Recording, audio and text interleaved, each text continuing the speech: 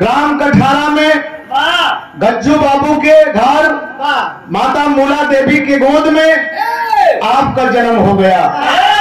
बचपना में आपका नाम लल्ला रखा गया, लेकिन जब लल्ला सयाने होते हैं तो गौर करेंगे बाबूजी, उनको देख करके एक सोच पैदा करते हैं। क्या? एक लाइन संकेत राजा, क्या बात है।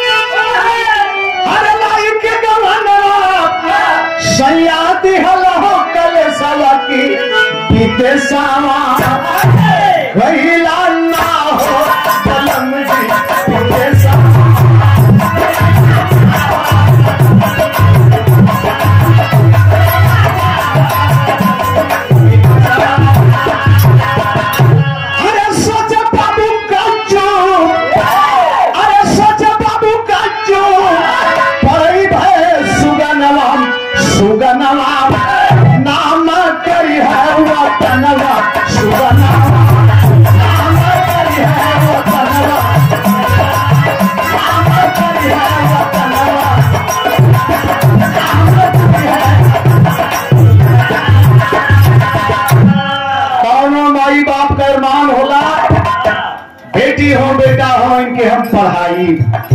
और वो पीरियड जबकि महामारी की बीमारी थी, छुआछूत के महामारी की बीमारी थी, बाबू गज्जू यादव संकल्प ले लिए कि अपने बेटे को मैं शिक्षा दिलवाऊंगा। मैं सुनता हूं, लेकिन बाबूजी नामिनेशन करवा दिए।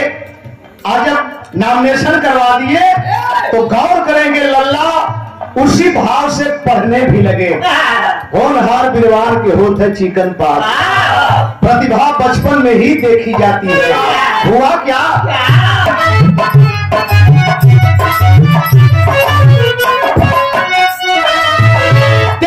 नाम लिखवाए, हिंदी उर्दू में पढ़ाई, हिंदी उर्दू में पढ़ाई।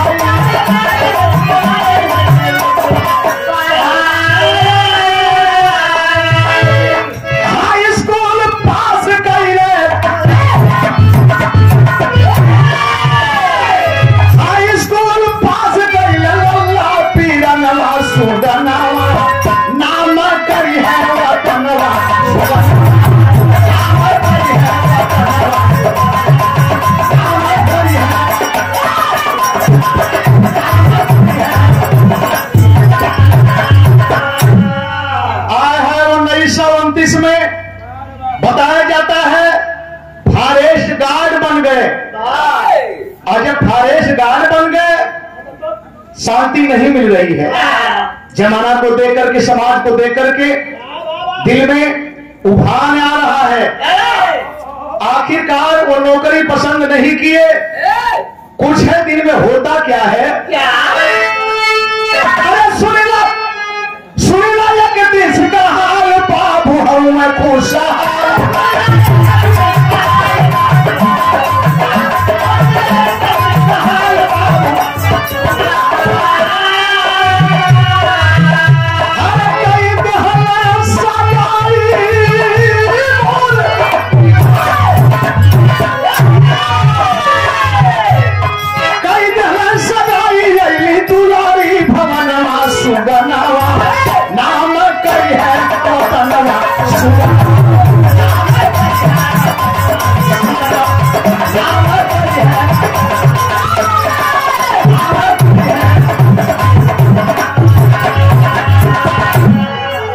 में शादी हो गई। दुलारी देवी दुल्हन बन के उस घर को सजाने का काम की। और जब सजाने का काम की, दिमाग में बेचैनी बढ़ती जा रही है। मध्य प्रदेश से हेड कांस्टेबल बन गए। और जब हेड कांस्टेबल बन गए तो वहीं पर हालात देखे सिपाहियों की, नौकरी करने वालों की। और वही एक किताब आपने लिखा सिपाही की तबाही। आपने लिखा सिपाही की तबाही। एक बार हड़कंप मच गया, ये कौन सा लेखक है? ध्यान देंगे, वहीं से विचार बैराग में आया। ग्वालियर में आपने विद्रोह कर दिया, जिसके चलते आपको सजा हो गई, 5 वर्ष जेल, 5 रुपया अर्थदंड। लेकिन जेल से सजा काट करके आए मेरे दोस्त, बड़ी लंबी कहानी है। सजा काट के आने के बाद देखें, आत्मा बड़ी दुखित हुई। हमारे राकेश जी ने बताया कि आपने गुरु स्वामी वीर नायकर साहब को, पेरियार साहब को अपना गुरु मान लिया और उनके नजदीक पहुंचे, उनके सच्ची रामायण की कहानी सुने, उनसे निवेदन किया कि गुरुवर एक काम करें, आपकी किताब तो दूसरे भाषा में है जिसको कम लोग पढ़ पाएंगे, मैं चाहता हूं कि हिंदी में इसका अनुवाद कर दिया जाए, कैसी आपकी राय है? आया है, गुरु तो गुरु हुआ करता है। दक्षिण भारत में जिनकी चर्चा शिखर पर है, उन्होंने कह दिया कि जाओ छपवा करके पूरे भारत में चारों तरफ कोने कोने फैला दो। अच्छा, तो सच्ची रामायण का जब व्याख्या हुआ तो उसमें था क्या? गौर करेंगे, किसका विरोध है आपने किया? आपने किसी का विरोध नहीं किया, आपने किसी का अपमान नहीं किया, आपने तो सच्चाई को सामने रख दिया। जानते हैं क्या? 4 वेद 18 पुराण में आपने अध्ययन किया तो क्या पाया? क्या बात है, तनी से और बढ़ के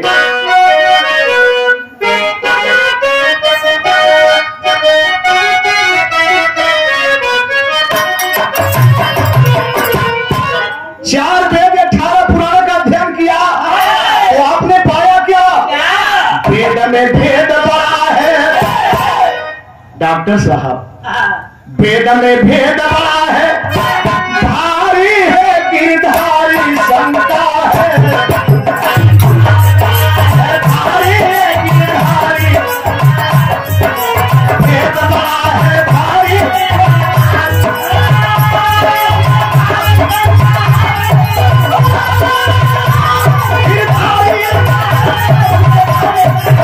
वेद में भेद बड़ा है।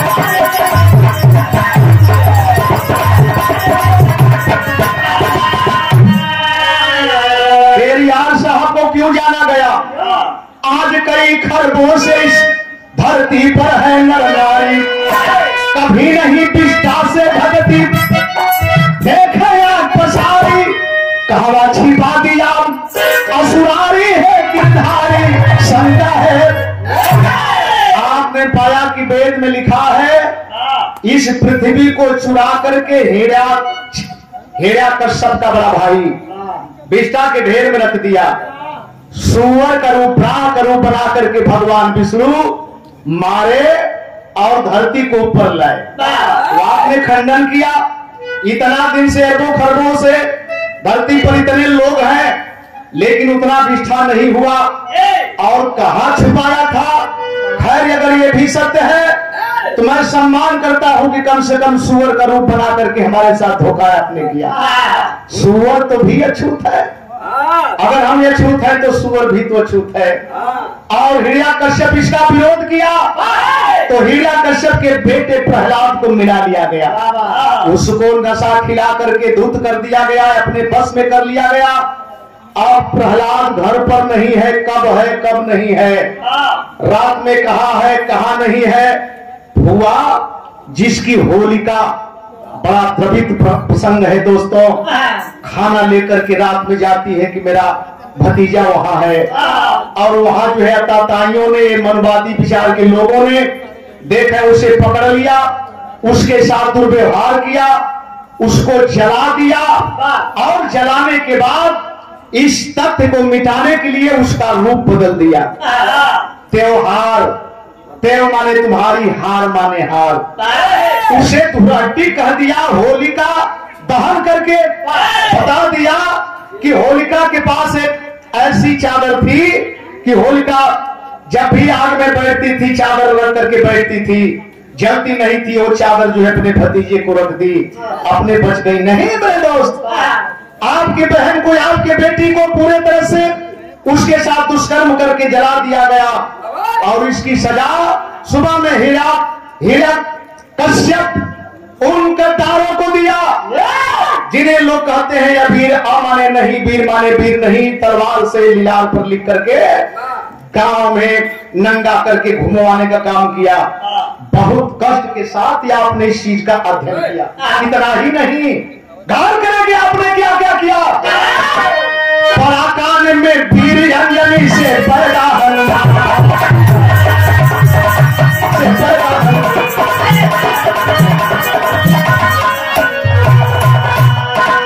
कान में से लड़का हो गल, कान में वीर डालल गल तो हनुमान जैसन बहादुर पैदा हुए।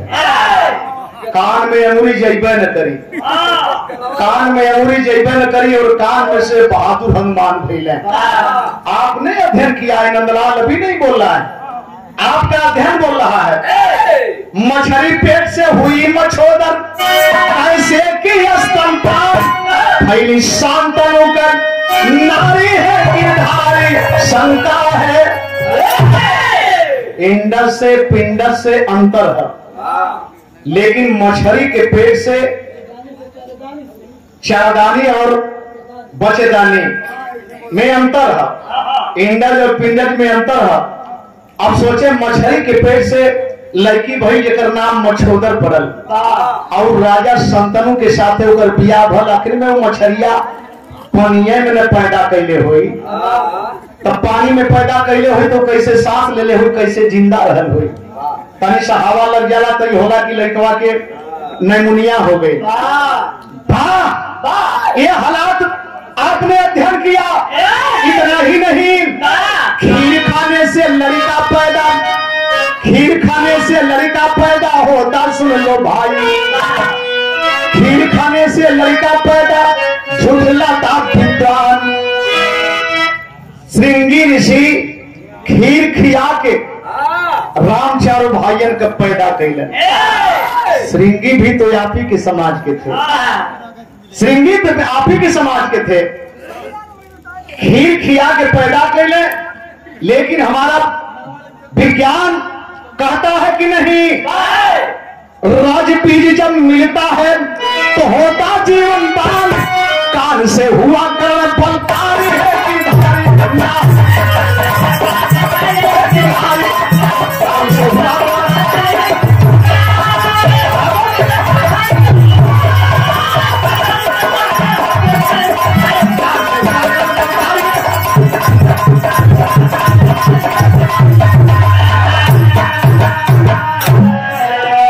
इतना ही नहीं, कान से कर्ण पैदा हुआ तो कर्ण को सूत पूत की संज्ञा दी गई। लेकिन पांचों भाइयों के विषय में खंगारल जा तो केहू भीम से पैदा, केहू धर्मराज से पैदा, केहू नकुल सहदेव से पैदा, अर्जुन इंद्र से पैदा, लेकिन इनका छत्रित्व बरकरार है और कर को सूत पुत्र कह के अपमानित किया गया। अरे जैसे कर पैदा भइले वैसे ही तो पांचों भाई, इसी का आपने खंडन किया। सच्ची रामायण के द्वारा इसी का आपने खोज किया। इतने ना, भालू भालूनी से पैदा ना होते नरी और नारी।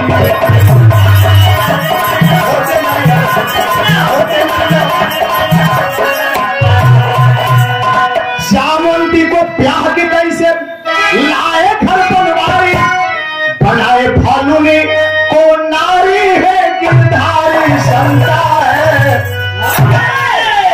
बाहर हमारे विद्वान ललई साहब, रामास्वामी साहब, अच्छा तो आदमी से तो शादी ब्याह होबे कर था, लेकिन बाहर ये वेद पुराण वाले मनुवादी विचार के लोग भगवान कृष्ण जी के भगवान कहल जाला। 1600 जकरे पट रानी, पट रानी का मतलब बुझत हुआ जितना पटावल है वो के पट रानी कहल जा।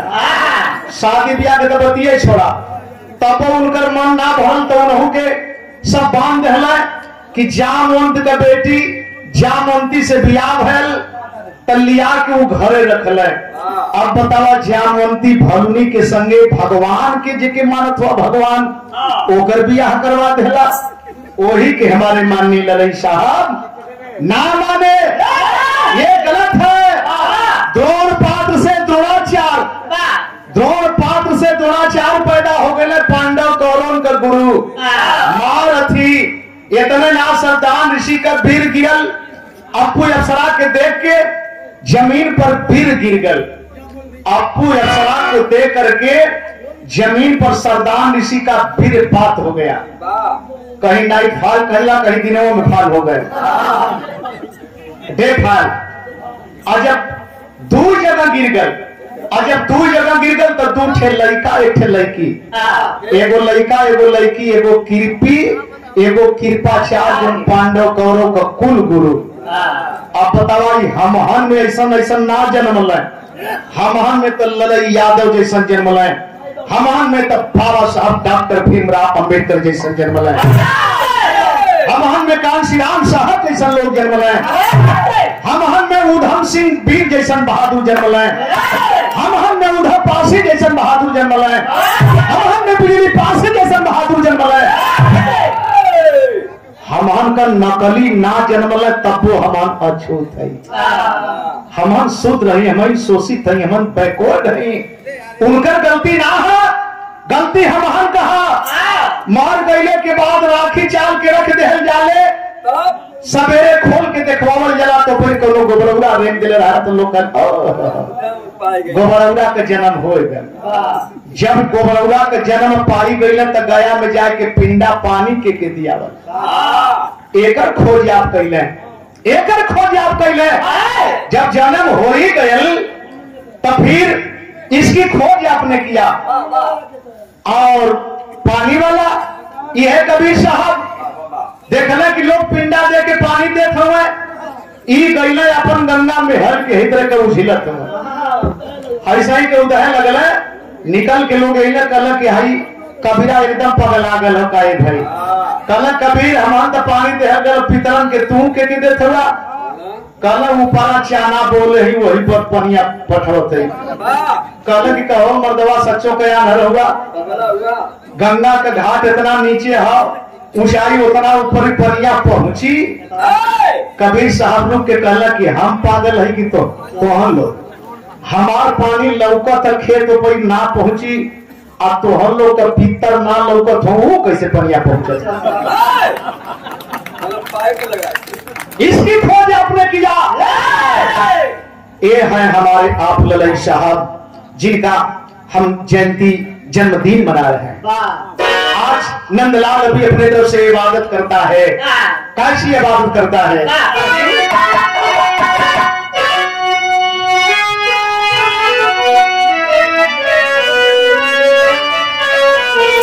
फरिश्ते फरिश्ते फूल बरसाओ सुनौटी में, फरिश्ते फूल बरसाओ जन्मदिन ललई साहब।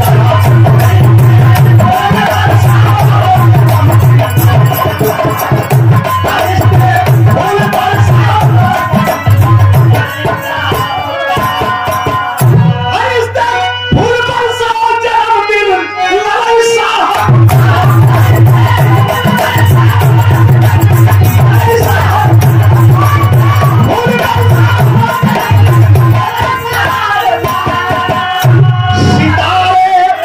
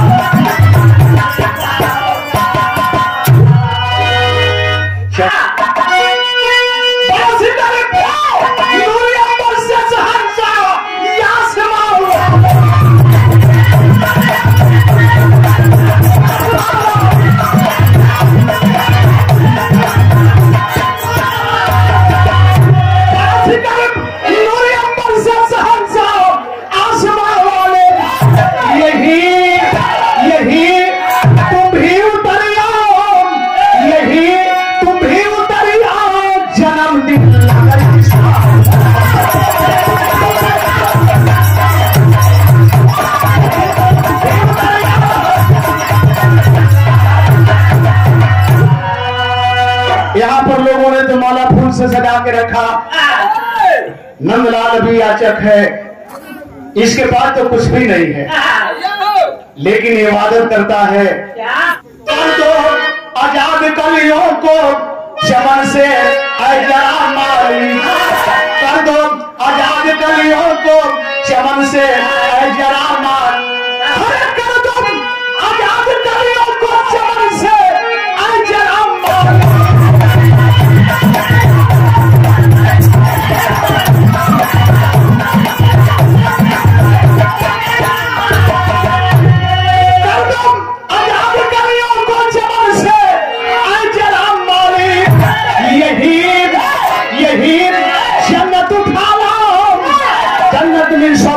यही जन्नत उठा लाओ, जन्मदिन लहरी।